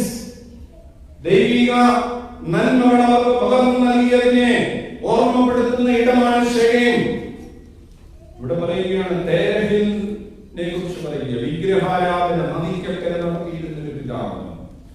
പിതാവിന്റെ സന്നിധിയിൽ നിന്ന് അബ്രഹാമിനെ നദിക്കരെ കൊണ്ടുവന്നു. 12-ാം അധ്യായം 7-ാം വാക്യം ഉൽപ്പത്തി പുസ്തകം. ശേഖയും അബ്രഹാം യഹോവ തനിക്ക് പ്രത്യക്ഷനായപ്പോൾ ആദ്യമായി യാഗപീഠം പണിത ഇടമാണ് ശേഖയും. ഉൽപ്പത്തി പുസ്തകം 12-ാം അധ്യായം 7-ാം വാക്യത്തിൽ അബ്രഹാം, വിശ്വാസികളുടെ പിതാവായിരിക്കുന്ന അബ്രഹാം, അവിടെ വിഗ്രഹാരാധന നടത്തിയിരുന്നവന്റെ സന്നിധിയിൽ നിന്ന് ദൈവം വിളിച്ചു വാഗ്ദാനിച്ച് നദിക്കരെ കൊണ്ടുവന്ന് ഊട്ടിയുറപ്പിച്ചതിനെ, ആത്മീയമായി ബലപ്പെടുത്തിയതിനെ ഓർമ്മിച്ച ഒരു ഇടമാണ്. അവിടെ യാഗപീഠം പണിത ഇടമാണെങ്കിൽ യോശുവയുടെ പുസ്തകത്തിലേക്ക് വരുമ്പോൾ 24-ാം അധ്യായത്തിൽ ആ പരമ്പരയിലായിരിക്കുന്ന യോശുവ പരമ്പരയുടെ കാര്യം പറയാതെ ഈ ദൈവജനത്തെ എല്ലാം ഒരുമിച്ച് കൂടി അതേ സ്ഥലത്ത് പിതാക്കന്മാർ യാഗപീഠം പണിത സ്ഥലത്ത് തന്നെ ഇവരെ ഒരുമിച്ച് കൂടി അവിടെ യാഗപീഠം പണിതു. എന്നിട്ട് പറഞ്ഞു, നിങ്ങൾ ഓർത്തുകൊള്ളുവിൻ ദൈവം നടത്തിയ വിധങ്ങൾ. വീണ്ടും ഉൽപ്പത്തി പുസ്തകം 33-ാം അധ്യായം 19-20 വാക്യങ്ങൾ വായിക്കുമ്പോൾ നിങ്ങൾക്കറിയാം ആ ഭാഗങ്ങൾ എന്താണ്. യാക്കോബ് ഏശാവിനെ പറ്റിച്ചുകൊണ്ട് ജ്യേഷ്ഠാവകാശം തട്ടിയെടുത്ത് അമ്മായിയപ്പന്റെ കൂടെ താമസിച്ചുകൊണ്ട് അവിടുന്ന് ആടുമാടുകളുമായിട്ടൊക്കെ തിരികെ വരുമ്പോൾ, യാക്കോബ് നദി കടക്കുമ്പോൾ അവന് വീട്ടിൽ തന്റെ ജ്യേഷ്ഠൻ ഏശാവ് തന്നെ എതിരിടുവാനായി വരുന്നു. അവൻ എതിരിടുവാൻ വരുമ്പോൾ ഇവനെ ആക്രമിക്കുമെന്നുള്ള പേടിയിൽ ആദ്യം ചില ആളുകളെ മുന്നിൽ കടത്തി വിട്ടുകൊണ്ട് ഏശാവിനെ പ്രതിരോധിക്കുവാൻ നിന്നപ്പോൾ, എന്നാൽ ഏശാവിനെ കണ്ടപ്പോൾ, ഇവനെ കണ്ടപ്പോൾ ഓടി വന്ന് കെട്ടിപ്പിടിച്ച് രണ്ടുപേരും ചുംബനം കൊടുത്തുകൊണ്ട് ദൈവസന്നിധിയിൽ രമ്യപ്പെട്ട അനുഭവത്തിൽ യാക്കോബ് നദിയുടെ കടവ് കടന്നപ്പോൾ യാക്കോബ് യാഗപീഠം പണിതെടുത്ത് 33-ാം അധ്യായത്തിൽ വളരെ വ്യക്തമായിട്ട് രേഖപ്പെടുത്തുന്ന ഉൽപ്പത്തി പുസ്തകം, ശേഖേമിൽ യാക്കോബ് ദൈവസന്നിധിയിൽ ഒരു യാഗപീഠം പണിതു. അബ്രഹാമിന്റെ യാക്കോബിന്റെ യാഗപീഠങ്ങൾ ഉയർന്നിടത്ത് ഇന്ന് യോശുവ ഒരു യാഗപീഠം പണിയുകയാണ്. ഇത് ഓർമ്മപ്പെടുത്തലിന്റെ യാഗപീഠമാണ്. ഇത് രാത്രികാലം എന്റെ പ്രിയ ദൈവ പൈതലേ, നിന്റെ ജീവിതാനുഭവത്തിൽ ഒന്ന് തിരിഞ്ഞു നോക്കുവാൻ സാധിക്കുമെങ്കിൽ ഉടുതുണിക്ക് മറുതുണിയില്ലാത്ത എത്രയോ ജീവിതാനുഭവങ്ങളിൽ കടന്നു പോയിട്ടുണ്ട്. വെള്ളിക്കരണ്ടിയുമായി സ്വർണ്ണക്കരണ്ടിയുമായി ജനിച്ചവർ ആരുമില്ല. ജീവിതത്തിന്റെ പ്രതിസന്ധിയിലൂടെ കടന്നു പോയിട്ടുള്ളവരാണ്. ജീവിതത്തിൽ ഒരു നേരത്തെ ആഹാരത്തിന് വകയില്ലാതെ കഴിഞ്ഞ ചില ആളുകളുണ്ട്. കുഞ്ഞുങ്ങളുടെ ഭാവി എന്താകുമെന്ന് കരുതി ഭാരപ്പെട്ടിരുന്ന ആളുകളുണ്ട്. അയ്യോ, എനിക്കിനി എങ്ങനെ ജീവിതം മുമ്പോട്ട് നയിക്കാനായി സാധിക്കുമെന്ന് കരുതി ഭാരപ്പെട്ട ചില ആളുകളുണ്ട്. ഇന്ന് രാത്രികാലം ശേഖരം ദൈവിക ഉടമ്പടികളുടെ ഓർമ്മപ്പെടുത്തലുകളുടെ അനുഭവമാണെങ്കിൽ ഇന്ന് രാത്രി ശാന്തമായിട്ട് നോക്കേ. എന്റെ ജീവിതാനുഭവത്തിൽ നിന്ന് വ്യത്യസ്തമല്ലേ നിങ്ങളുടെ ജീവിതാനുഭവം? ഓരോരുത്തരെയും ഇതുവരെ നടത്തിയ ഒരു ദൈവത്തെ നോക്കി ദൈവത്തോടൊപ്പം യാത്ര ആരംഭിച്ച ഒരു കൂട്ടത്തിന്റെ ആരാധനയുടെ വിശുദ്ധ ഇടമാണ് ശേഖരം. അതുകൊണ്ട് തൊട്ടു മുമ്പുള്ള അധ്യായത്തിൽ ഈ അധ്യായത്തിൽ യോശുവ പറയുന്നു, നിങ്ങളെ മിസ്രയീമിൽ നിന്ന് വിടുവിച്ചൊരു ദൈവമുണ്ടെന്ന് നിങ്ങൾ ഓർത്തുകൊള്ളുവിൻ. മരുഭൂമിയിൽ മാറായുടെ കയ്പിനെ അനുഭവിച്ചപ്പോൾ അതിനെ മധുരമാക്കിയ ഒരു ദൈവമുണ്ട്. ഇവിടെ ഇരിക്കുന്ന പ്രിയ ദൈവത്തിൽ നോക്കി, മാറായുടെ കയ്പിന്റെ അനുഭവത്തിൽ നീ എത്ര പ്രാവശ്യം കടന്നു പോയിട്ടുണ്ട്. എന്നാൽ ആരും കാണാത്ത മധുരത്തിന്റെ അനുഭവം. പട്ടിണി കിടന്നപ്പോൾ അയ്യോ ഇനി എന്തെന്ന് വിചാരിച്ചിരുന്നപ്പോൾ വേദപുസ്തകം രേഖപ്പെടുത്തിയിരിക്കുന്നു, അവർ ഒരിക്കലും കണ്ടിട്ടില്ലാത്തൊരു പുതിയ മന്ന അവർക്ക് വേണ്ടി പൊഴിച്ചു കൊടുത്തൊരു ദൈവമുണ്ടെങ്കിൽ നീ നോക്ക് നോക്കിയേ. നീ കരുതിയ പാതയ്ക്കപ്പുറമായി എത്രയോ പുതിയ മന്ന ദൈവം നിന്റെ ജീവിതത്തിൽ തന്നിട്ടുണ്ട്. പുതിയ എത്രയോ വഴികൾ ദൈവം നിനക്ക് തുറന്നു തന്നിട്ടുണ്ട്. ഇന്ന് രാത്രികാലം പറയുവാൻ സാധിക്കുമോ? എന്റെ ആരാധന ചില ഓർമ്മപ്പെടുത്തലുകൾ ആരാധനയാണ്. ചെങ്കടലിനെ വിഭാഗിച്ചൊരു ദൈവം, ശത്രു സൈന്യത്തെ തോൽപ്പിച്ചൊരു ദൈവം. സുരേഷ് ഗോപി ചോദിക്കുന്ന അനുഭവത്തിൽ ഞാൻ ചോദിക്കട്ടെ, ഓർമ്മയുണ്ടോ ആ മുഖം? ഓർമ്മയുണ്ടോ മുഖം? നിന്റെ ഒന്നുമില്ലായ്മയുടെ അനുഭവത്തിൽ, നിന്റെ രോഗത്തിന്റെ അനുഭവത്തിൽ, നിന്റെ തളർച്ചയുടെ അനുഭവത്തിൽ ആരും ഉദ്ധരിക്കുവാനില്ലാത്ത ഇടത്ത് നിന്നെ ഉദ്ധരിച്ചൊരു ദൈവത്തെ ഓർമ്മയുണ്ടോ? രാത്രി യോശുവ നമ്മെ ഓർമ്മിപ്പിക്കുകയാണ്. എരിഹോ നിവാസികൾ, അമോര്യർ, പെരിസ്യർ, ഹനാന്യർ, ഹിത്യർ, യെബൂസ്യർ ഇവരുടെ കയ്യിൽ ദൈവം നിങ്ങളെ ഏൽപ്പിച്ചുവെങ്കിലും വാളുകൊണ്ടല്ല, സൈന്യത്താലല്ല, നിങ്ങൾക്ക് വേണ്ടി യുദ്ധം ചെയ്തൊരു യഹോവ. ഇവിടെ നിന്ന് ആലോചിച്ചു, നിങ്ങളുടെ വാളുകൊണ്ടല്ല നിങ്ങൾ ഇത്രയും വന്നത്. ശത്രു നിനക്കെതിരായി പതിയിരുന്ന പലയിടങ്ങളിൽ ദൈവം നിനക്ക് വേണ്ടി യുദ്ധം ചെയ്തിട്ടുണ്ട്. ഓർമ്മയുണ്ടോ ദൈവത്തിന്റെ നിശബ്ദമായ യുദ്ധങ്ങൾ? സാധുശിയുടെ മനോഹരമായിട്ടുള്ള വീഡിയോ കണ്ടു കാണുന്നു. അദ്ദേഹത്തിന്റെ വീടിന് മുറ്റത്ത് ഇപ്രകാരം ഒരു ബോധമുണ്ട്: വിശക്കുന്നവർക്കിവിടെ ആഹാരം കഴിക്കാം, അല്ലേ? അന്തി ഉറങ്ങുവാൻ ഇടമില്ലാത്തവർക്കിവിടെ അന്തി ഉറങ്ങുന്നു. അദ്ദേഹത്തെ കളിയാക്കുവാൻ ഒരു കൂട്ടർ എന്ന് പറഞ്ഞു, ഇന്ന് ഞങ്ങൾക്കിവിടെ ആഹാരം കഴിക്കുന്നു. ഉദ്ദേശിച്ചു വന്നു, ഒരു കുഴപ്പമില്ല, വന്ന് വരികയും വീട്ടിൽ ചെന്ന് ഭാര്യയോട് പറഞ്ഞു, നമുക്കെന്റെ ചില വിരുന്നുകാരുണ്ട്. മൃഗങ്ങളോട് സാത്വികന്റെ ഭാര്യ പറഞ്ഞു, ഈ വീട്ടിൽ ഒരു പറ്റെടുക്കാനുള്ള പോലും ഈ വീട്ടിൽ നിന്നില്ല. ആ മനുഷ്യൻ എന്ത് ചെയ്യണമെന്നറിയാതെ നിർവികാരനായി നിന്നപ്പോൾ ചരിത്രം പഠിപ്പിക്കുന്നു, വളക്കടലിനടുത്തുള്ള ആ വീട്ടിൽ ഒരു വിളി മുഴങ്ങിക്കെട്ടു. കൊച്ചുദേശി, സാധു കൊച്ചുദേശിയുടെ വീടിലാണ്. ഇറങ്ങിച്ചെന്നപ്പോൾ ഒരു വള്ളക്കാരൻ വള്ളം നിറയെ സാധനം കൊണ്ടുവന്ന് പറയുകയാണ്, നല്ല രാത്രികാലം അക്രൈസ്തവനായ ഒരാളായിരിക്കുന്നു മുതലാളിക്ക് ദൈവം അവന്റെ രാത്രിയിൽ പ്രകാരം അവനെ ബോധിപ്പിച്ചു. ഇടയാറുള്ള കൊച്ചു കുഞ്ഞെന്ന് പറയുന്ന ഒരു ഉപദേശിയുണ്ട്, നീ അവന്റെ വീട്ടിൽ ഇത്രയും സാധനങ്ങൾ കൊടുക്കണം, നിന്നെ കളിയാക്കുവാൻ ഒരുക്കുമെന്നും അവന്റെ വീടിന്റെ മുമ്പിൽ നിന്നവന്റെ മുമ്പാകെ നിന്നെ മാനിച്ച് ഒരു ലോഡ് സാധനം അവിടെ എത്തിച്ചുകൊണ്ട് അവിടെ അവന്റെ മുമ്പാകെ, അവരുടെ മുമ്പാകെ സാധു കൊച്ചുകുഞ്ഞുപദേശം ഉയർത്തി നിർത്തിയ ഒരു ദൈവം. ഞാൻ ചോദിക്കട്ടെ, സമാന അനുഭവങ്ങളിൽ നിന്നെ ഉയർത്തി നിർത്തിയിട്ടില്ലേ? ഞാൻ പറയും, എന്നെ ഉയർത്തിയിട്ടുണ്ട്. ആർക്കും വേണ്ടാതെ തള്ളിക്കളഞ്ഞ എന്നെ ഉയർത്തിയിട്ടുണ്ടെന്ന് ഞാൻ പറയുവാനായി സാധിക്കും. ഓർമ്മകളുടെ ഉടമ്പടിയാണ് ശേഖരം. വാളുകൊണ്ടല്ല, വില്ലുകൊണ്ടല്ല, ദൈവം നിശബ്ദത്വം ചെയ്തുകൊണ്ട്. അതുകൊണ്ട് നിങ്ങളാക്കിയ ദൈവത്തെ സേവിക്കുകയും, പ്രിയദൈവമക്കളെ, നമ്മളെല്ലാവരും വികാരത്തോടുകൂടി ശരിക്കും കരയുകയെല്ലാം ചെയ്യുമില്ലേ? പ്രവാചകന്റെ പുസ്തകം 1-ാം അധ്യായത്തിൽ ദൈവത്തിന്റെ ഒരു കരച്ചിൽ കാണുവാൻ സാധിക്കും. ആ കരച്ചിൽ ഇന്നും എന്നെ നിങ്ങളെ നോക്കിക്കൊണ്ട് എന്താണെന്ന് നമുക്കറിയാവുന്ന ഒരു വാക്യമുണ്ട്: ആളവന്റെ ഉടയവനെയും കഴുതവന്റെ യജമാനന്റെ വൃത്തടിയെ പറയുന്നു, എന്നാൽ എന്റെ ജനമോ എന്നെ അറിയുന്നില്ല. ഇന്ന് രാത്രി ആ ദൈവം ഈ കൺവെൻഷനിൽ, ഈ ആലയത്തിൽ രാത്രിക്കൊണ്ട് ചോദിക്കുകയാണ്, നിന്റെ ഹൃദയത്തിലേക്ക് സിംഹവചനം സംസാരിക്കുന്നത് ചോദിക്കുകയാണ്, ഞാൻ ഇതെല്ലാം നിനക്ക് ധാരാളമായി തന്നിരിക്കുമ്പോൾ എന്റെ കൂടപ്പിറപ്പായ പ്രിയപ്പെട്ടവനെ, പ്രിയപ്പെട്ടവളെ, നീ എന്നെ അറിയുന്നുണ്ടോ? നിന്റെ വീട് എന്നെ അറിയുന്നുണ്ടോ? ഇപ്പോൾ വന്ന ദൈവം ഇന്നും ചോദിക്കുകയാണ്. ചങ്കിലെ ചോര കുറ്റിത്തന്നവൻ വീണ്ടും പറയുകയാണ്, ഞാൻ വരുമ്പോഴും ഇത് നിങ്ങൾ എനിക്കായി ചെയ്യും. ആത്മഹത്യ ചെയ്താൽ എന്തെന്ന് വിചാരിച്ച് ജീവിതത്തിന്റെ കഠിന സാഹചര്യങ്ങളിൽ ആത്മഹത്യയ്ക്കായി ഒരു സ്ത്രീയെ കുറിച്ച് വായിക്കുവാനിടയാണ്. 2 പെൺകുഞ്ഞുങ്ങളുടെ അമ്മയാണ്. ഭർത്താവ് ലോകത്തു നിന്ന് മാറ്റപ്പെട്ടു. എല്ലാവരും അവരെ ഭാരപ്പെടുത്തുന്നു. ജീവിക്കാൻ യാതൊരു വകയുമില്ല. രാത്രി മുഴുവൻ ഇങ്ങനെ ആലോചിച്ചു കൊണ്ടുകിടന്നു. പ്രഭാതത്തിൽ ജീവിതം അവസാനിപ്പിക്കുവാൻ തീരുമാനമെടുത്തു.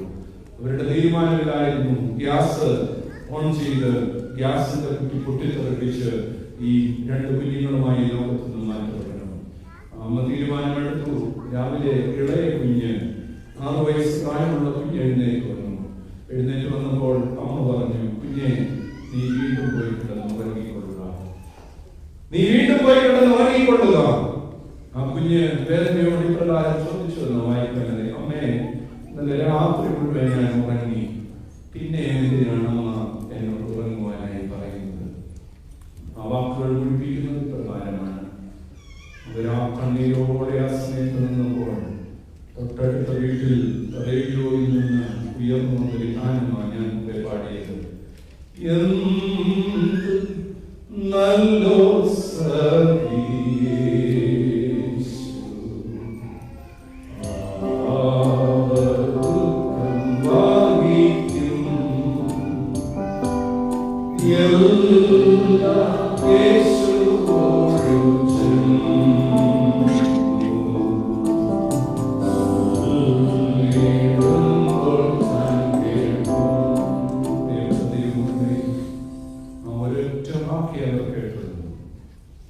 എന്ത് നല്ല സ്ത്രീയായിട്ട് നിന്റെ ദുഃഖം വഹിക്കുന്നത് യേശുണ്ട്. അവനോട് ചെന്ന് നിന്റെ ദുഃഖം പറഞ്ഞു. അലക്സാണ്ടർ ചക്രവർത്തിയെ കുറിച്ച് പ്രകാരം എഴുതിയത് വായിക്കുവാനിടയായി.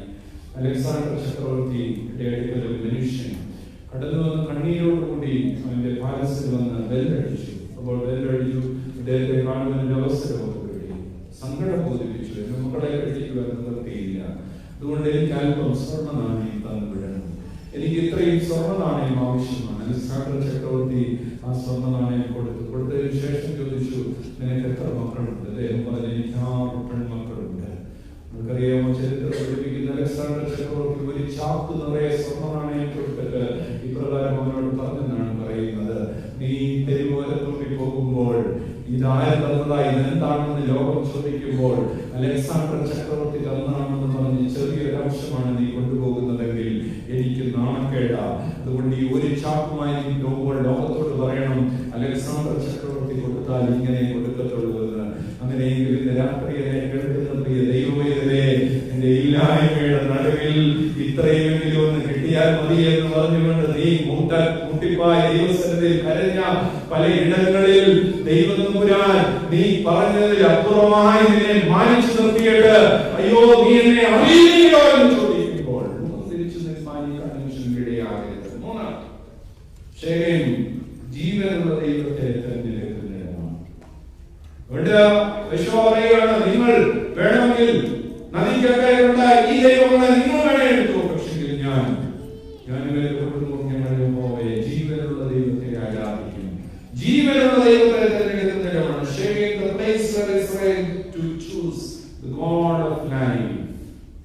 ജീവനുള്ള ദൈവത്തെ തെരഞ്ഞെടുക്കുന്ന ഇടമാണ്. 3M ലോകത്തെ നിയന്ത്രിക്കുന്നത്. 1 മണി, 2 മാർക്കറ്റ്, 3 മീഡിയ. ഈ 3M ലോകത്തെ നിയന്ത്രിച്ചുകൊണ്ടിരിക്കുന്നത്. ഇതാണ് ഈ ലോകത്തിന്റെ ദൈവം. അതുകൊണ്ട് ഇന്ന് സഭയിൽ വിഗ്രഹാരാധന കൂടി ശുശ്രൂഷ ചെയ്തൊരു സ്ഥലത്ത് തൊട്ടടുത്തൊരു പള്ളിയിൽ നിന്ന് മാർത്തോമാസഭയിലെ പ്രശസ്തമായ പള്ളിയിൽ നിന്ന് 50ഓളം യൗവനക്കാർ ആ സഭയിൽ നിന്ന് രാജിവെച്ചുകൊണ്ട് തൃശൂർ കേന്ദ്രീകൃതമായ ഒരു സഭയിൽ പോയി ചേർന്നു. ആ സഭയുടെ പ്രത്യേകത അവർ ജോലി നൽകും. അവരുടെ മുമ്പിൽ നിന്ന് തന്നെ വിവാഹം കഴിക്കാം. പുതുതായി ഉറച്ചുകൊണ്ടൊരു സഭയാണ്. അത്തരത്തിൽ മാർത്തോമാസഭയുടെ പ്രഥമമായിരിക്കുന്ന ഒരു പള്ളിയുടെ യുവജന സംഘത്തിന്റെ സെക്രട്ടറി ആയിരിക്കുന്ന ഒരു മകന്റെ വിവാഹം നടന്നത് വേദപുസ്തകത്തിൽ കാണിച്ചൊട്ടിയാണ് വിവാഹം നടന്നത്. നിങ്ങളെ ഭാരപ്പെടുത്തുവാൻ പറയുന്നത് യാഥാർത്ഥ്യം വിളിച്ചു പറയുക. ഇന്ന് വിഗ്രഹാരാധന നമ്മുടെ ഇടയിൽ കൂടുന്നുണ്ട്.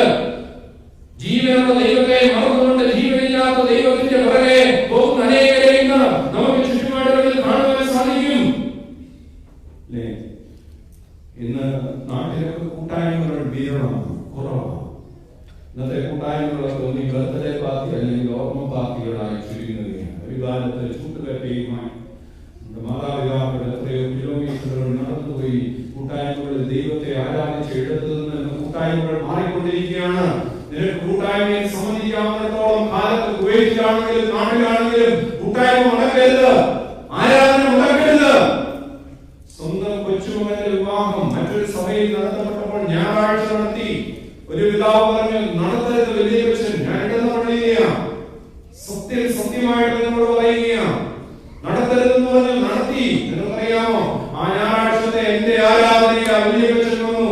കഴിഞ്ഞുകൊണ്ട് ആ മനുഷ്യൻ ആരാധനയും വിശുദ്ധ കുർബാനയും പങ്കുചേർന്നു. ഞാൻ തന്നെ ചോദിച്ചു, എന്ത് പണിയാണ് കാണിച്ചത്? നിങ്ങൾക്ക് പോകത്തില്ല. എന്റെ കരുണോട് എന്നോട് എന്റെ അപ്പൻ എനിക്ക് പകർന്നു ഒരു മാതൃകയാണ്. എന്റെ ജീവിതത്തിൽ ഒരിക്കൽ പോലും ഈ പള്ളിയിലെ ഞായറാഴ്ച ആരാധന ഞാൻ മുടക്കിയിട്ടില്ല. നിങ്ങൾക്കറിയാമോ, ഇന്ന് ആ കുടുംബം എത്ര ശ്രേഷ്ഠമായ കുടുംബമായി ദേശത്ത് നിൽക്കുന്നു. ആരാധനയ്ക്ക് എന്തെല്ലാം ഒഴിവുകഴിവുകൾ, കൺവെൻഷൻ എന്തെല്ലാം ഒഴിവുകഴിവുകൾ പറഞ്ഞ ആളുകളാണ് ഓരോരുത്തരും. ദൈവാരാധന മുടക്കരുത്. കാരണം വിഗ്രഹാരാധന കടന്നു വരും. എല്ലാവരുടെയും വീട്ടിലുള്ള തലയാട്ടിക്കൊണ്ട് കൊണ്ടിരിക്കുക.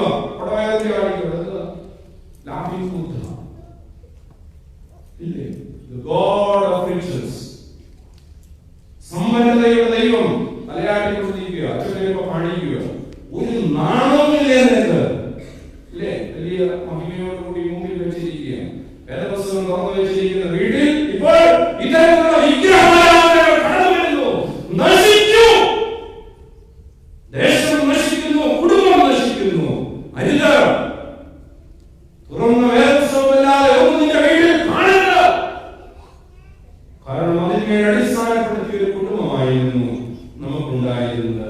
അത് ഉണ്ടാക്കേണ്ടത് ആവശ്യമാണ്. നാട്ടിലൊക്കെ വേറെ ഒരു ഭാഷ തുടങ്ങിയിട്ടുണ്ട്. വീടിന്റെ അടുക്കളമെല്ലാം പൊളിക്കുക. കേട്ടില്ലേ? അടുക്കളയെല്ലാം പൊളിച്ച് തിരിച്ചു വെക്കുകയാണ്. കന്നിമൂല മാറുകയാണ്. അല്ലേ?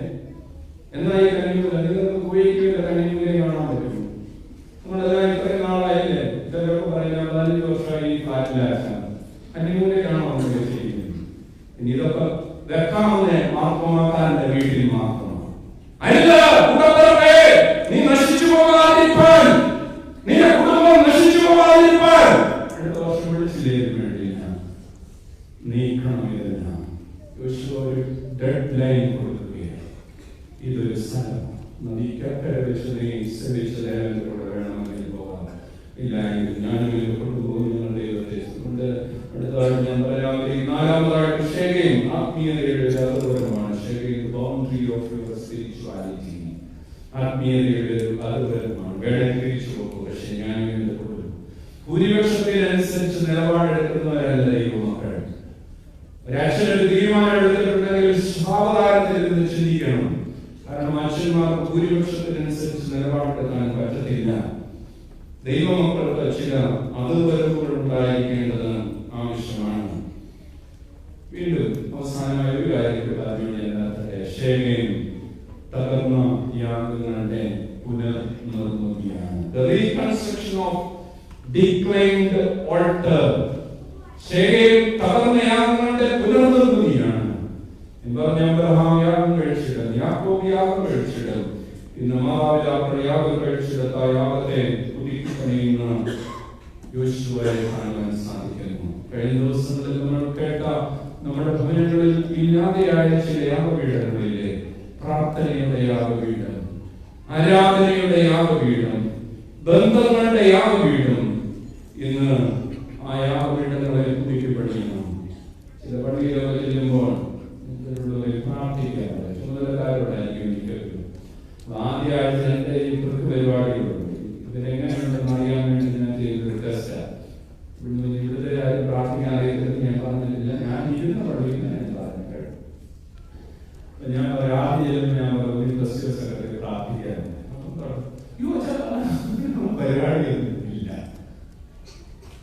പ്രാർത്ഥിക്കാൻ അറിയാൻ പറ്റിയ ഒരാൾ മാർത്തോമാസഭയുടെ ഇടവക കൈസാര സമിതിയിലോ ചുമതലയിലോ പ്രവേശിക്കരുത്. അവൻ സഭയെ മുടിക്കും. ഇടവക സംഘത്തിന് മുമ്പായി കത്തായിരിക്കുന്നത് എന്താ? അയക്കാറല്ലേ? മദ്യപാനികളായിരിക്കുന്നവർ ഇടവകയുടെ ചുമതലയിലോ ഇടവകയുടെ കൈസാര സമിതിയിലോ പ്രവേശിക്കാൻ പാടില്ല. കൂടപ്പിറപ്പേ, അങ്ങനെ ആരെങ്കിലും നീ പേര് പറഞ്ഞിട്ടുണ്ടെങ്കിൽ ഞാൻ പരിപാടിയൊക്കെ നടത്തുന്ന അച്ഛനായിട്ട് ഞാൻ തെരഞ്ഞെടുപ്പ് രൂപമായിട്ട് പറയും. തെരഞ്ഞെടുക്കപ്പെടുന്നവന് കുഴപ്പം വരത്തില്ല. അങ്ങനെയുള്ളവന്റെ പേര് പറയുന്നവന്റെ തലമുറയെ ദൈവം ന്യായം വിധിക്കും. തെരഞ്ഞെടുക്കപ്പെടുന്നവന് കുഴപ്പം വരത്തില്ല. നിങ്ങൾ ശ്രദ്ധിച്ചിട്ടുണ്ട് കേട്ടോ. മിൻസി നോക്കിയാണ് ഞാൻ സമ്മതിക്കുന്നില്ല. ഞാൻ ഒരാൾക്ക് ഒറ്റ പേര് പറയാൻ പറ്റത്തുള്ളൂ. ഒരു പോസ്റ്റ് ടച്ചിൽ നിന്ന് പേര് പറയുക. ഗുണം നോക്കത്തില്ല, മണം നോക്കത്തില്ല. പ്രാർത്ഥന അറിയാമോ? ആരാധനയുടെ ഭവനത്തിൽ നിന്ന് വരുന്നവനാണോ? ദൈവത്തെ അറിയാവുന്നവനാണോ? ദൈവമായിട്ടുള്ള ബന്ധമുള്ളവനാണോ? നോക്കില്ല.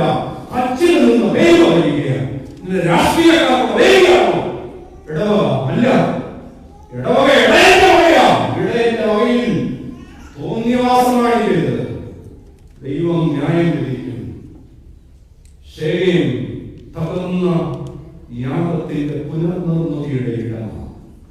അച്ഛൻ വേദനയോടുകൂടി പറയുന്ന കാരണം എന്തെന്നറിയാമോ? ഈ യാഗങ്ങൾ പുനർനിർമ്മിക്കണം. നമുക്ക് ഈ അന്യായമായതൊക്കെ ഓരോ മാപ്പുമാക്കാരനും ജീവിതത്തിൽ പറയണം, എന്റെ ഇടങ്ങളിൽ നിന്ന് ഈ അന്യായമായതൊക്കെ ഞാൻ മാറ്റും, എന്റെ കുടുംബത്തിൽ നിന്ന്, എന്റെ വീട്ടിൽ നിന്ന്. Let us go back to the golden age of our worship. Incline your heart to the Lord. ദൈവത്തോട് പറ്റിച്ചേർന്നിരിക്കും. ചില ഏറ്റുപറച്ചിലുകൾ, ചില തിരുത്തലുകൾ ഈ കൺവെൻഷന്റെ രാത്രികാലത്തുണ്ടാകട്ടെ. ശരിയും സകല കുടുംബങ്ങളെയും ദൈവസന്നിധിയിൽ ഒരുമിച്ച് കൂട്ടിയിരിക്കണം. ദൈവനാട്ടത്തിന്റെ ഓർമ്മപ്പെടുത്തലിടാണ്. ജീവനുള്ള ദൈവത്തെ തിരഞ്ഞെടുക്കാനുണ്ടാവുന്നത് ആത്മീയതയുടെ അധർമ്മമാണ്. ശരി, തകർന്നയാങ്ങളുടെ പുനർനിർമ്മിതിയാണ്. ശരി, കണ്ണുള്ള ദൈവസന്നിധിയിൽ അടച്ചാട്ട് രാത്രി അല്പസമയം നമ്മൾ ആരാധനയ്ക്കായി ആദരിക്കാനായി പോവുകയാണ്. ആരും അലക്ഷ്യത്തോടു കൂടിയിരിക്കരുത്. നിങ്ങൾ ആത്മാർത്ഥമായി പ്രാർത്ഥിച്ച് വെറുതെ അല്ല ഇനി ആരാധനയോട് നടത്തപ്പെട്ടത്, വെറുതെ അല്ല ഈ കൺവെൻഷൻ നടത്തുന്നത്. പിന്നിൽ അനേക അധ്വാനമുണ്ട്, പ്രാർത്ഥനയുണ്ട്. അങ്ങനെ രാത്രികാലം ഒന്ന് പ്രാർത്ഥിച്ചാട്ട്, എന്റെ കർത്താവേ, നീ എന്നോടൊന്ന് സംസാരിച്ചേ, നീ എന്നോടൊന്ന് എന്നെ ഒന്ന് ബലപ്പെടുത്തിയേ കർത്താവേ. എല്ലാവരും പ്രാർത്ഥിച്ചാട്ട് സിംഹത്തിലൂടെ ഒരു മാലിന്യം കാണിക്കാനെന്ന് ഞാൻ പറഞ്ഞു. നിങ്ങൾ ഒരുമിച്ച് പ്രാർത്ഥിക്കുമ്പോൾ അത് ഇടവകയിലെ ഓരോ കുടുംബങ്ങളുടെയും തലമുറയുടെയും അനുഗ്രഹ വിഷയമായി രാത്രികാലത്തെ ഏറ്റെടുക്കുവാനായി പോവുകയാണ്. ശേഖരയിലേക്ക് ഒന്ന് കടന്നു എന്നാട്ട് ശേഖരം ചില അതിർവരമ്പുകളുടെ ഇടമായി മാറ്റപ്പെടുവാൻ പോവുകയാണ്. എല്ലാവരും ഒന്ന് പ്രാർത്ഥിച്ചാട്ട് നമ്മുടെ ദിവസങ്ങളിലൊക്കെ ചില കുടുംബങ്ങളെ കുറിച്ച് ധ്യാനിച്ചുവല്ലോ, ചില കുടുംബങ്ങളിൽ കാണപ്പെടേണ്ടാത്ത ചിലതൊക്കെ ഉണ്ടെന്ന് നമ്മൾ പഠിച്ചുവല്ലോ. ഇന്ന് രാത്രികാലം അത്തരത്തിൽ എന്തെങ്കിലും അനുഭവങ്ങൾ നമ്മുടെ കുടുംബങ്ങളിൽ ഉണ്ടെങ്കിൽ ഇന്ന് രാത്രികാലം അതിനോട് വിട പറഞ്ഞാട്ട് ഇന്ന് രാത്രി ഓരോരുത്തരെയും വ്യക്തിപരമായി കുടുംബമായി ദൈവസന്നിധിയിൽ സമർപ്പിച്ചാട്ട് നാളെ ആരാധനയ്ക്ക് അടുത്തു വരുന്നതിന് മുമ്പായിട്ട് നമ്മൾ സമർപ്പിക്കുവാൻ പോവുകയാണ് നമ്മുടെ കുടുംബത്തെ. ഇന്ന് രാത്രി നിറങ്ങി പോകുമ്പോൾ പറയണം, എന്റെ ജീവിതത്തിൽ യേശുണ്ട്, എന്റെ വീട്ടിൽ യേശുണ്ട്. ഹല്ലേലൂയ. ഇന്ന് രാത്രികാലം എല്ലാവരും ഒരുമിച്ച് പ്രാർത്ഥിച്ചാട്ട് ദൈവം പ്രവർത്തിക്കുവാൻ പോവുകയാണ്. ദൈവം ഓരോരുത്തരോടും സംസാരിക്കുവാനായി പോവുകയാണ്.